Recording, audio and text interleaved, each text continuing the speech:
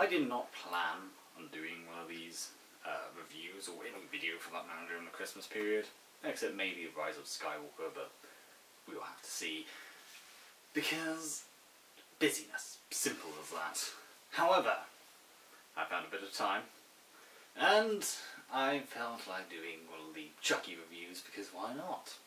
I recently rewatched it, and thought, you know what, let's talk about it. Let's talk about Curse of Chucky.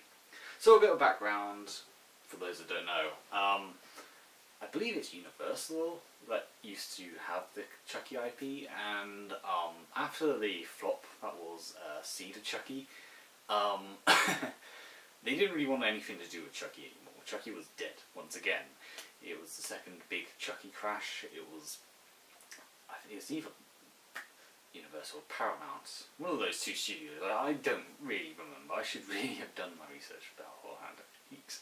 But nonetheless, so for a while, Don Mancini really wanted to bring Chucky back, and he eventually got his wish on the 25th anniversary of the Chucky franchise, which was in 2013, with the straight-to-video, straight-to-DVD release of Curse of Chucky.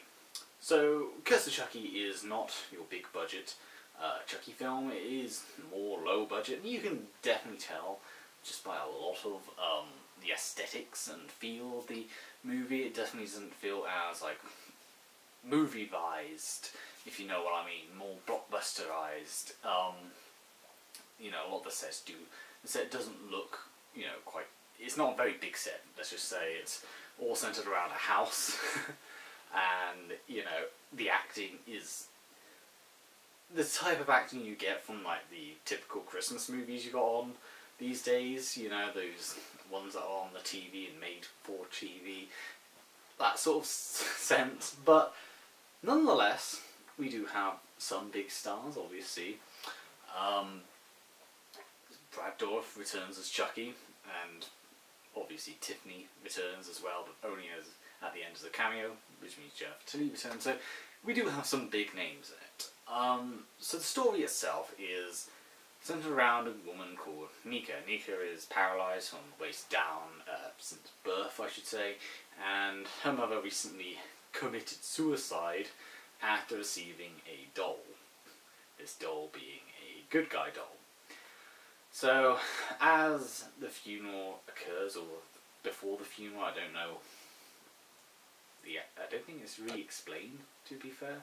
I might be wrong on that. So, sometime around the funeral of their mother, Nika's sister Barb, the babysitter Jill, her husband, Barb's husband, and their daughter Alice all come for this big family reunion. You also have the priest here because the family is meant to be mega religious and all that, and they're all having a big family reunion. However, there's behind the scenes sort of stuff. For example, the will, which, you know, Barb wants to get a lot of the money out of it and doesn't really want Nika to have anything from it.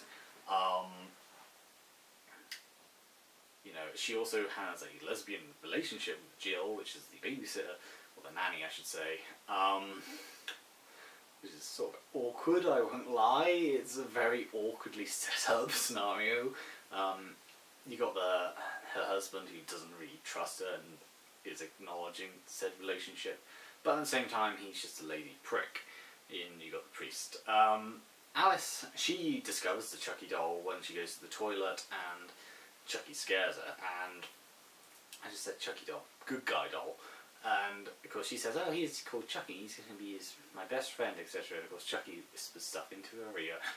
It's essentially like the first Child's Play film, you know, except instead of Andy it's Alice, and Chucky is telling her, oh well, this, that and the other, and yeah. So Chucky, you know, becomes Alice's best friend as it slowly turns to night. As night comes, the priest is poisoned by Chucky, who puts rat poisoning in his, what was it? It was like, yeah, spaghetti bolognese, that's right. It was spaghetti bolognese, he puts rat poison in there, he eventually gets killed off. while driving, he is decapitated. So yeah, you do get the hints that obviously Chucky is doing this, but of course, as things go by, Nika starts getting suspicious with Chucky, and she even, you know, they watch an old family video of Chucky, oh, well, not Chucky, but of, well, yeah, it is of Chucky, but of the family, and there's this weird long-haired man just sitting around in the background, lurking about, and obviously we know that's Charles Lee Ray, if you've seen the other films.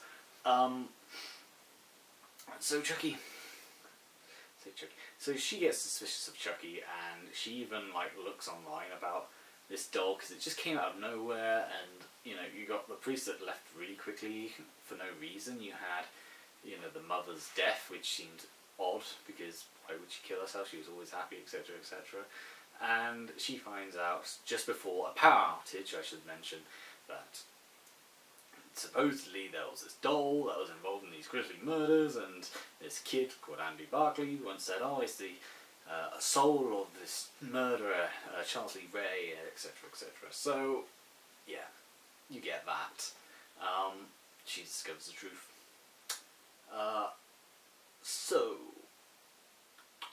So during this power, well, just before this power outage, you do get Jill, the nanny, and Nika, well, not Nika, God damn it, Barb, that's right, having a whip chat with each other, which is, once again, it's not the most subtle thing in the world, because you kind of need to watch it to understand why it's not subtle. It's just so awkwardly set up. I mean, it's even done like out in public, more or less. It's, yeah. So they have a little web chat, and of course Chucky, he reveals himself to Alice, not indecently, but like, but he just says that you should be fucking scared, and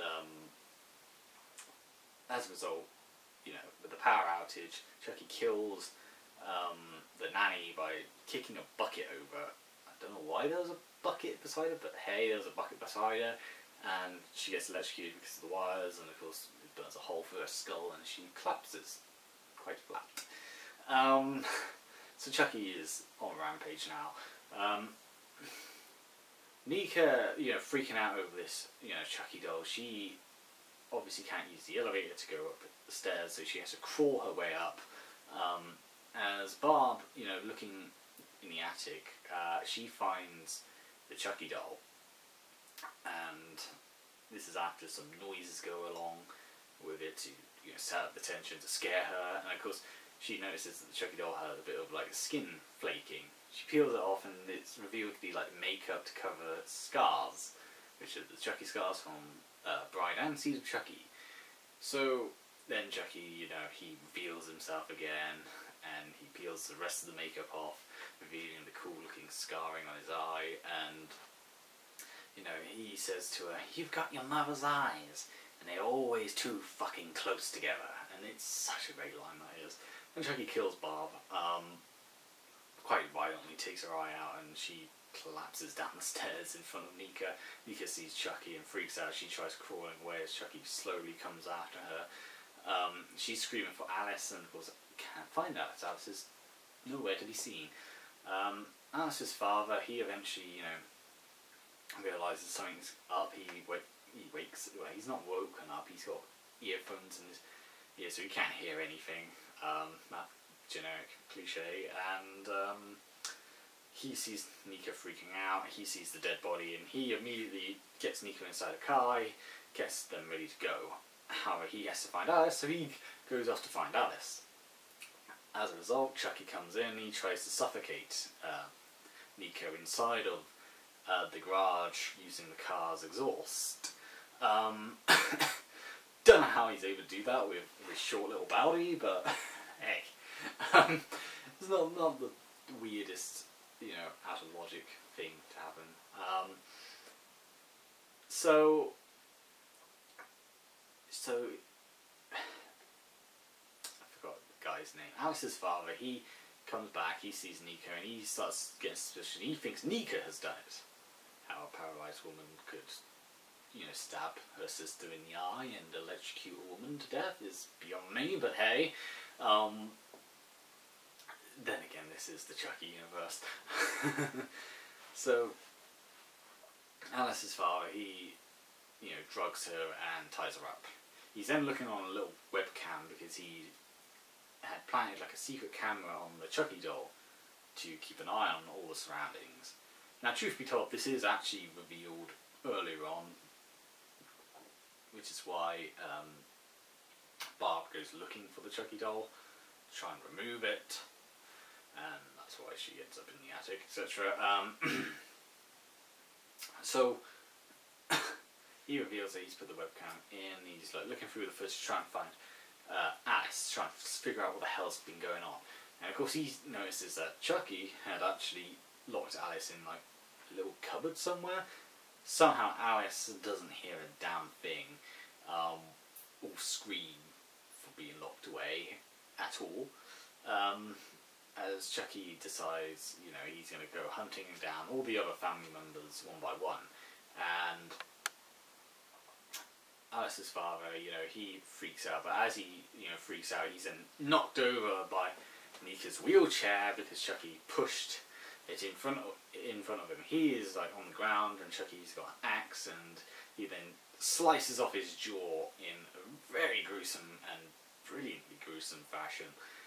I will give this film some credit. It definitely has some of the best gore in the Chucky franchise. Like, this one really is the best in terms of gore, and it is a low budget movie as well. It says a lot about how a low budget movie can do better gore than, say, Hellboy 2019. I mean, it's kind of depressing that way. So yeah, Chucky kills Alice's father, and then he charges towards Nika, but Nika stabs him with the wheelchair. And of course, because she's paralysed, she doesn't really get hurt by Chucky's axe, and she then knocks Chucky's head off. And this is a weird thing, because usually when Chucky gets damaged or stabbed or cut to pieces, he usually bleeds. The main matter is even stranger is the fact that in the next film, Cult of Chucky, Chucky bleeds. Yet for this one he doesn't. I don't necessarily understand what the hell happened there. But it's like, I guess in the first film he was decapitated, yet he could still speak and use his arms and legs. And in Seed of Chucky he still used his arms, so I guess... I don't know, but still, there's no blood, it's still fluff and all that. It's kind of weird, this film, in a fun sort of way. Well, weird sort of way, I guess. Weird in a weird sort of way. That makes no sense. But I digress. So, thinking she's defeated Chucky, she then tries to tourniquet her wound, but Chucky puts his head back on, and he grabs the wheelchair and he throws her off the balcony, and she falls to the ground as Chucky walks all the way back down. He reveals the whole story. Turns out that Charles Lee Ray was obsessed with Nika's mother, and he even killed Nika's father because he wanted to be with Nika's mother. Nika was pregnant at the time, and of course Charles Lee Ray was, obsessive over her, and he wanted to be a perfect family and all that. And Nika's mother gets tied up at one point and surrounded by sunflowers. Now, interestingly enough, in the beginning of the film, she's painting sunflowers, almost like PTSD. And Chucky, Charles Lee Ray, well, I could say Chucky. Charles Lee Ray, he's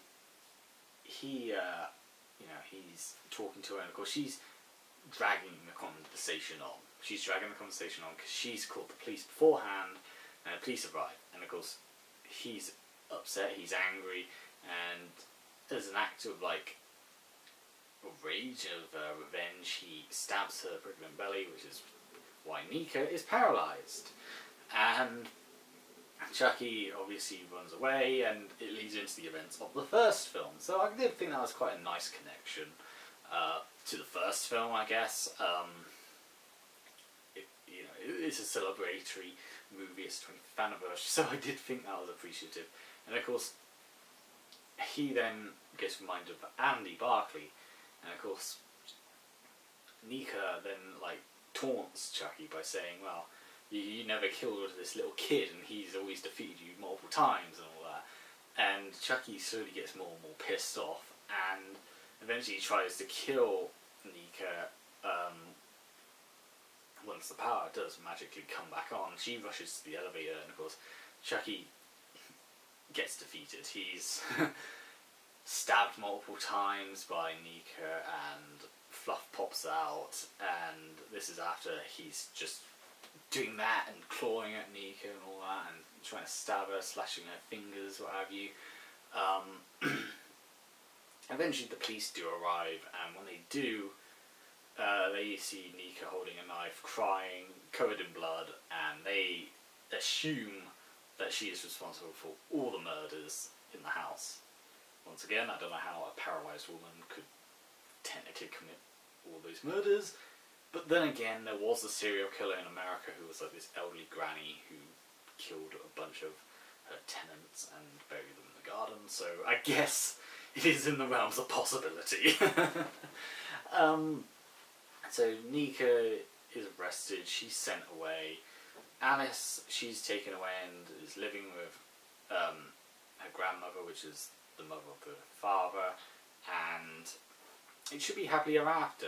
After all, Chucky is now evidence. However, Tiffany comes along, she slashes the neck of police officer just like Bride of Chucky, where she slashes the officer's neck and gets the evidence bag with Chucky inside. She says, "Who's next?" And of course she ships Chucky off. She's the one responsible for shipping Chucky around the place. She ships Chucky off to Alice, and of course he does the chant. They do a Dembala, and just as he finishes his chant, all of a sudden the grandmother pops up with a plastic bag over her head. Obviously we don't know what happened at that point, but of course we do find out in Cold for Chucky, which I don't know whether to spoil or not, but he does technically transfer his soul into Alice, technically, but he's also still using the Chucky body. But I digress. So he then gets sent off to another person. This is in a post-credit scene. This man collects Chucky. He's talking on the phone, and as the camera pans, you see all these photographs of Kyle, of a military graduation certificate, of Andy and his mum, and he's talking to his mother on the phone. And it's such a great connection. Of course, it then pans over to Chucky.